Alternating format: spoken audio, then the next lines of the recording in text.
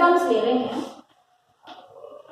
क्योंकि किसी भी डिजीज के अंदर सिम्टम्स मेन होते हैं 5वें नंबर पे। तो सिम्टम्स चाहे तो आप एक एक करके डिस्क्राइब करें कि सिम्टम कहाँ कहाँ पाए जाते हैं। ठीक है, पहले पौधे में कैसा दिखाई देगा, पौधा में कैसे दिखाई देगा, लीव्स कैसी दिखाई देंगी, स्टेम कैसे दिखाई देंगे, उसका फ्लावर कैसा दिखाई देगा, फ्रूट कैसा, फ्रूट में क्या परिवर्तन आ जाएगा। तो सब चीज़ों में इसमें परिवर्तन आता है, यानी प्लांट के यानी होस्ट के परपोषी के सभी पार्ट्स के अंदर इसके सिम्टम दिखाई देते हैं। तो सबसे इम्पॉर्टेंट बात इसकी सिम्टम की बात हम कर रहे हैं, वो हम लिखें कि localised and systemic symptom on all aerial parts of plant। ठीक है, लोकलाइज्ड एंड सिस्टमिक सिम्टम का मतलब है लोकलाइज्ड एंड सिस्टमेटिक, यानी कि सभी अंगों पर पाए जा रहे हैं, हर अंग पर इसके अपने अलग सिम्टम पाए जा रहे हैं।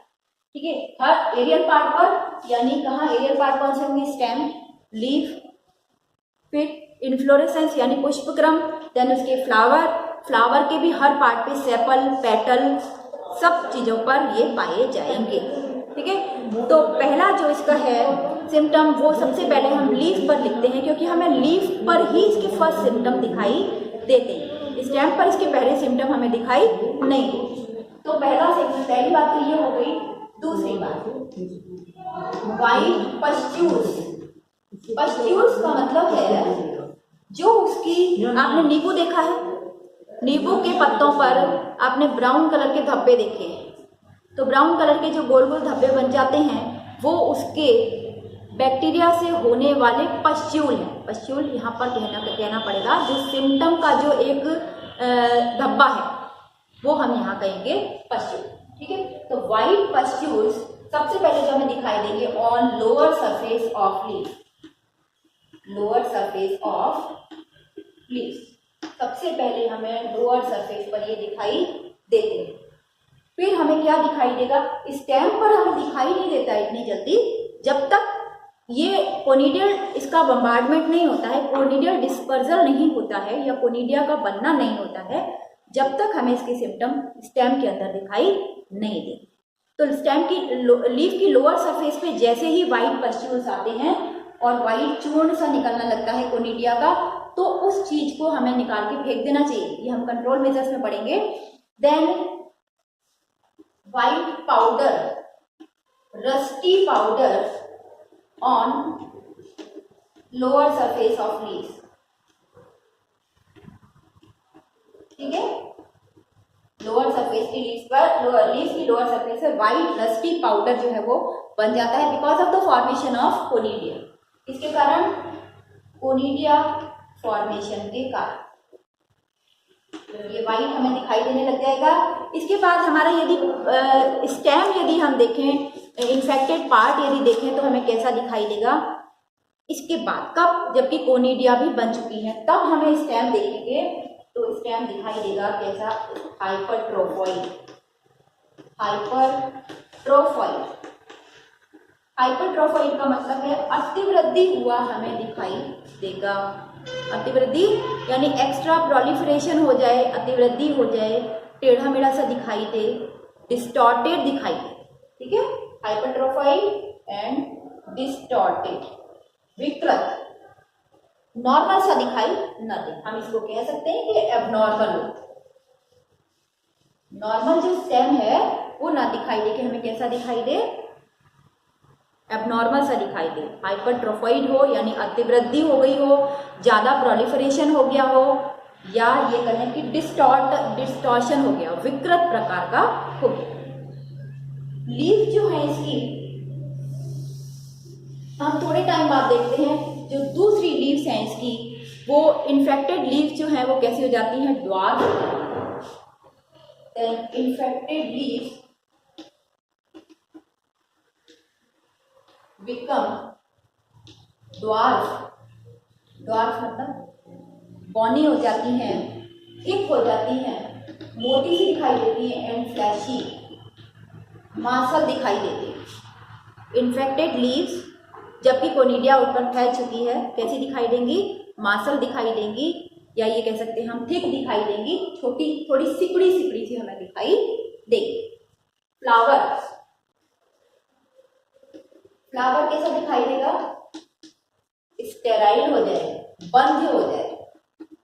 ये हम आपको हिंदी के भी वर्ड्स साथ साथ बताते जा रहे हैं, आपको मतलब समझ में आना चाहिए। आपकी वैसे किताबों में सब लिखा हुआ है, लेकिन मेरे हिसाब से आप फर्स्ट ईयर से ही यदि टर्मिनोलॉजी इंग्लिश में पढ़ते हैं तो आपको ज़्यादा फायदा होता है। आप कहीं से भी बिलोंग करते हैं, गांव से बिलोंग करते हैं या शहर से बिलोंग करते हैं, लेकिन साइंस में जब तक आप टर्मिनोलॉजी इंग्लिश में नहीं पढ़ोगे, आगे आपको दिक्कत आती है। तो हिंदी के टर्म्स हम बता देंगे आपको, हमें कोई दिक्कत नहीं है, लेकिन आपको इंग्लिश पकड़नी चाहिए। इंग्लिश की केवल टर्मिनोलॉजी हम यूज करते हैं, उसको आपको पकड़ना चाहिए। जैसे हमने यहाँ लिखा है, ये आपको बहुत जल्दी समझ में आएगा। हिंदी के वर्ड्स शायद इसके आपको देर से लिखे जाए। तो यहाँ देखिए, इन्फेक्टेड लीव्स कैसी हो जाएगी? ड्वार्फ, थिक या फ्लैशी हो जाएगी, यानी बॉनी हो जाएगी, मोटी हो जाएगी, मांसल दिखाई देगी। फ्लावर कैसा दिखाई देगा? स्टेराइल। स्टेराइल का मतलब बंद, यानी फ्लावर में फ्रूटिंग नहीं होगी। फ्लावर जो फ्रूट में परिवर्तित होता है वो नहीं होगा। फ्लावर भी हाइपरट्रोफाइड हो जाएगा, हाइपरट्रोफाइड, यानी हाइपरट्रोफाइड का मतलब अतिवृद्धि उसमें हमें दिखाई देगी। नेक्स्ट, जो फ्लावर के पार्ट्स हैं, कौन से? बायदल, दल, पुमंग और जायांग, जिसे हम कहते हैं सेपल, पेटल, स्टेमन्स और कार्पल्स, ये कैसे हो जाएंगे? फ्लैशी। फ्लोरल पार्ट्स कैसे हो जाएंगे? Fleshy, thick and hypertrophied. तो हमें यहाँ पर साइंस के अंदर किसी भी सेंटेंस को लिखने की जरूरत नहीं होती है। यदि आपने इतना लिखा है डिजीज के अंदर, जैसे मैं लिख रही हूँ, आपके फुल मार्क्स होंगे। ये पक्की बात है कि जिस तरीके से हम लिख रहे हैं, स्टेराइल हो गया, हमें लिखने की जरूरत नहीं कि बंद हो जाता है, ये लिखने की जरूरत नहीं। क्या? स्टेराइल हो जाएगा, सिम्टम मतलब बंद हो जाएगा, हाइपरट्रोफाइड हमें दिखाई दे, ठीक है, अतिवृद्धि हमें दिखाई दे। ये क्या हम क्या लिख रहे हैं? इसका फ्लोरल पार्ट्स फ्लैशी हो जाते हैं, थिक हो जाते हैं, हाइपरट्रोफाइड हो जाते हैं। सेपल और पेटल जो है वो लगभग ग्रीन हो जाते हैं, यानी बायदल और दल, पेटल बिकम ग्रीन। तो फ्रूट जो फ्लावर है वो फ्लावर जैसा हमें दिखाई नहीं देगा। जो फ्लोरल पार्ट्स हैं वो लीफ का ही तो एक रूप है, पत्ती का ही एक रूप है, तो वो हमें पत्ती के रूप में ही दिखाई देंगे। अब कोई फ्लोरल पार्ट्स अलग से हमें दिखाई नहीं देगा। स्टेमन्स जो है, यानी पुमंग, स्टेमन्स कैसे हो जाएंगे? एक तरीके से वो भी लीफ का रूप हो जाएंगे और कार्पेलॉइड स्ट्रक्चर कहलाते हैं। कार्पेलॉइड, कार्पल्स की तरह हमें दिखाई देंगे, कार्पेलॉइड स्ट्रक्चर में परिवर्तित हो जाते हैं। हम ये परिवर्तन बता रहे हैं हर चीज का, किस तरीके से परिवर्तन हो जाता है कि इसका फ्लावर जो है स्टेराइल हो जाता है, हाइपरट्रोफाइड दिखाई देता है। फ्लोरल पार्ट्स हमें कैसे? फ्लैशी और थिक पार्ट में परिवर्तित हो जाते हैं। देन सेपल पेटल जो है वो ग्रीन लीव्स की तरह परिवर्तित हो जाते हैं। स्टेमन्स जो है वो कार्पेलॉइड हमें दिखाई देते हैं। ओव्यूल जो है वो एट्रोफाइड हो जाता है। ओव्यूल यानी बीजांड वो है एट्रोफाइड, ये भी विकृत हो जाता है। यानी ये कहो कि इन सब के अंदर कहना चाहिए फ्लावर जब बनेगा, फ्लावर के अंदर पेटल, सेपल, पेटल, स्टेमन और गाइनेशियम यानी कार्पल्स जो है वो सब खराब होकर हो जाएंगे। जब कार्पल ठीक से नहीं होएगा तो उसमें ओव्यूल भी नहीं बनेगा, नहीं बीजांड नहीं बनेगा, और कहना चाहिए टोटल कि फ्लावर जो है वो फ्रूट में परिवर्तित नहीं होगा, क्योंकि वो कैसा हो गया है? विकृत हो गया है, हाइपरट्रोफाइड हो गया। तो ये सब चीजें हैं। सबसे बड़ी बात है कि इन्फ्लोरेसेंस के अंदर यदि हम टोटल इन्फ्लोरेसेंस देखें, यानी पुष्पक्रम, तो पुष्पक्रम का आपको एक स्पेसिमेन भी रखा जाता है प्रैक्टिकल के अंदर। हम आपको जब प्रैक्टिकल क्लासेस लगेंगी तब दिखाएंगे, बिल्कुल हाइपरट्रोफाइड, लगता ही नहीं है ये कि पुष्पक्रम है, जबकि पुष्पक्रम सरसों का कैसा होता है? ऐसा लंबा, यहाँ बड़े फ्लावर, फिर धीरे धीरे छोटे फ्लावर। आपने देखा है सरसों के पौधे जिनके अंदर पुष्पक्रम कैसा होता है, असीमित वृद्धि वाला, असीमाक्षी होता है, ठीक है। और असीमाक्षी का मतलब बड़े फ्लावर नीचे होते जाते हैं और छोटे छोटे ऊपर आते जाते हैं, इसकी अक्ष जो है वो असीमित होती है। तो ऐसा होता है। जबकि यहाँ हम पुष्पक्रम देखेंगे तो हमें कैसा दिखाई देगा, मैं डायग्राम बनाती हूँ आपके लिए सिम्टम के अंदर, कि ये पुष्पक्रम है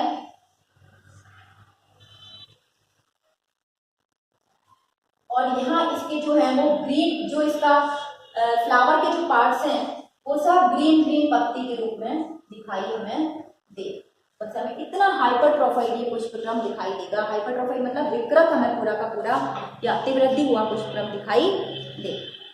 तो ये सिम्टम्स हैं, यानी आपने देखा ऑल एरियल पार्ट्स जो हैं वो इस रोग कारक से पीड़ित हैं, ठीक है। यानी प्लांट के सभी भागों में एरियल पार्ट्स के अंदर इसका प्रभाव देखने को मिलता है। और हमने आपको बता दिया था कि एल्बुको के अंदर जब होस्ट का मतलब क्या कहना चाहिए अंतिम टाइम आता है सीजन का, यानी फ्लावरिंग स्टेज होती है, तब उसमें सेक्सुअल रिप्रोडक्शन होता है। तो इसके अंदर जो इन्फ्लोरेसेंस है, यहाँ पर बहुत सारी oogonia और एंथीडिया पाई जाती हैं और इसके अंदर ही क्या बनता है, oospore बनता है। तो यहाँ कहना चाहिए जो बहुत सारी एंथीडिया oogonia बन गई हैं उनसे क्या बन रहा है, फर्टिलाइजेशन के बाद oospore इसी के अंदर बनेगा, ठीक है।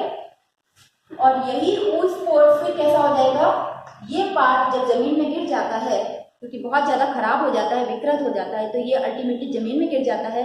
इससे जो oospore हैं वो जमीन में गिर जाते हैं, फील्ड में रह जाते हैं।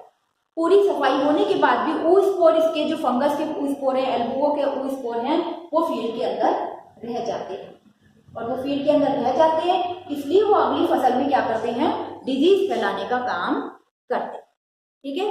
तो ये हमने पढ़ लिया क्या, सिम्टम्स।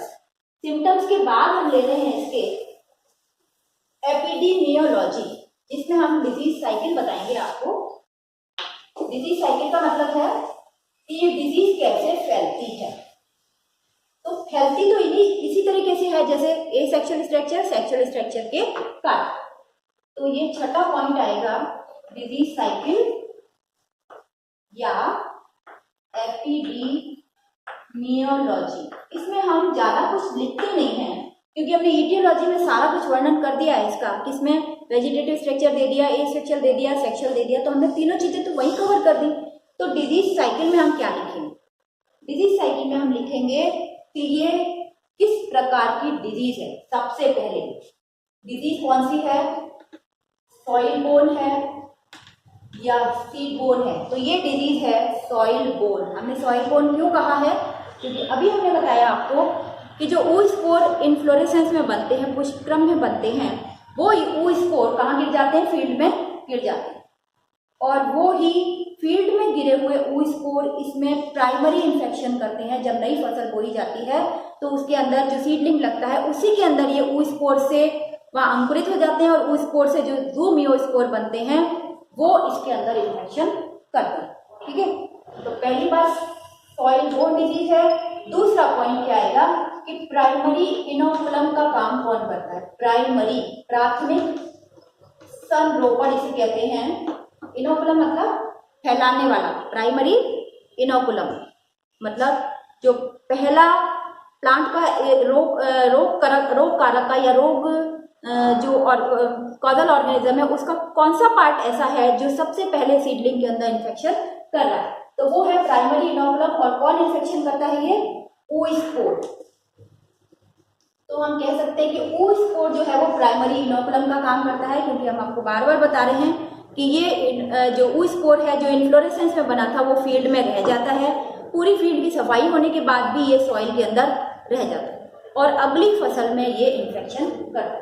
तो प्राइमरी इनोकुलम का काम कौन कर रहा है, oospore। और ये हम लिखते हैं डिजीज साइकिल के अंदर।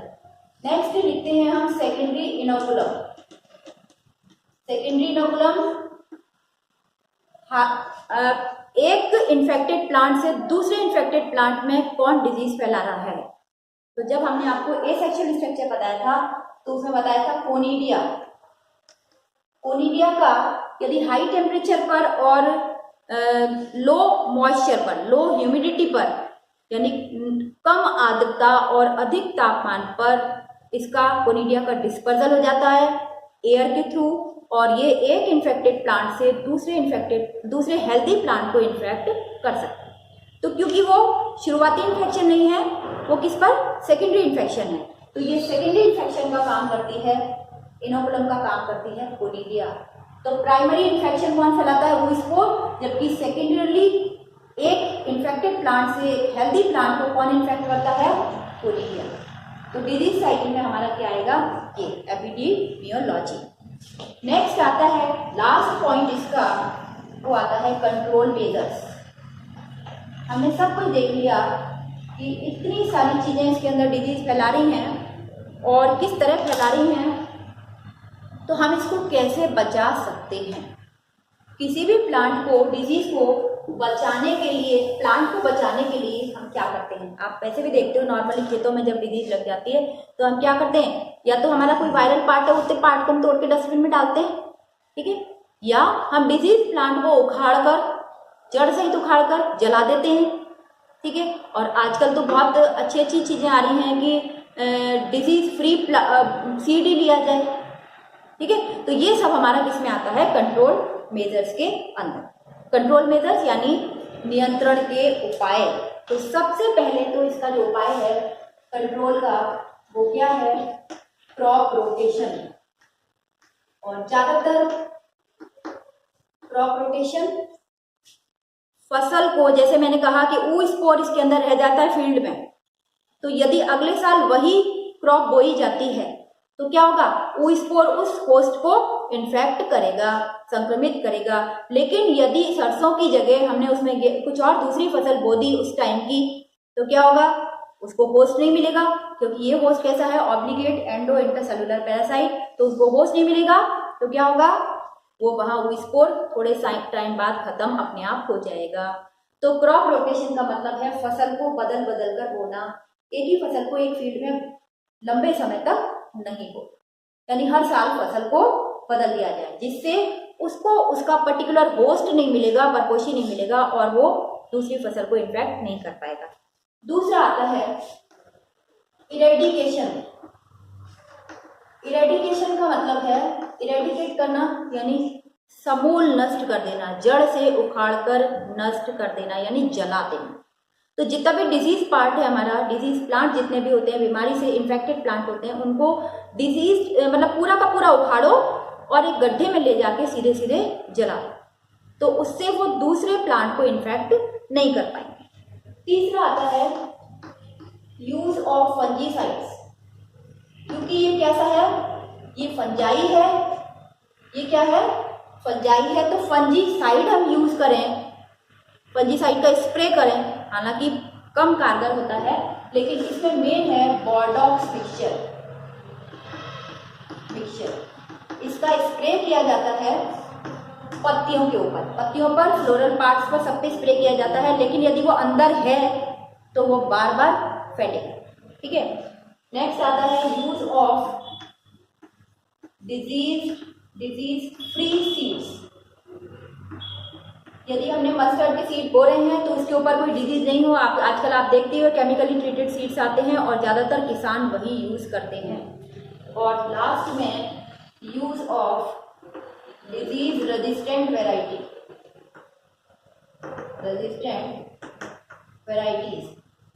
अब आपके जो मॉडिफाइड है जीएम, जो आपकी जेनेटिकली मॉडिफाइड जो क्रॉप्स हैं, उनके अंदर क्या आ रहा है, डिजीज रेजिस्टेंट प्लांट बन रहे हैं। डिजीज रेजिस्टेंट किस्में बन रही हैं, तो उनको भी हम मस्टर्ड की, क्योंकि इसमें पाया जाता है रोग, तो उन ऐसी किस्मों को यूज कर सकते हैं जो डिजीज रेजिस्टेंट हो, यानी रोग प्रतिरोधी किस्मों का यूज करना।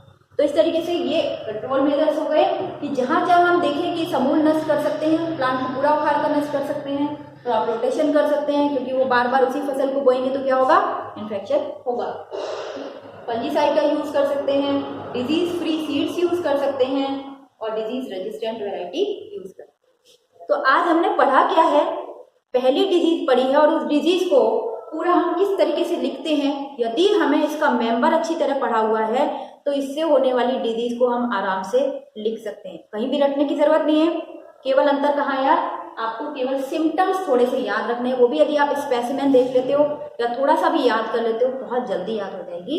तो आपकी एक यूनिट इसके बराबर बराबर साथ साथ चलेगी, मेंबर के साथ साथ उसकी होने वाली डिजीज। तो हम ये दोनों साथ साथ कवर करेंगे, यानी माइकोलॉजी और पैथोलॉजी हमारी साथ साथ चले। तो एल्बुगोस पढ़ लिया हमने, एल्बुगो से होने वाली डिजीज भी कवर हो गई। Thank you.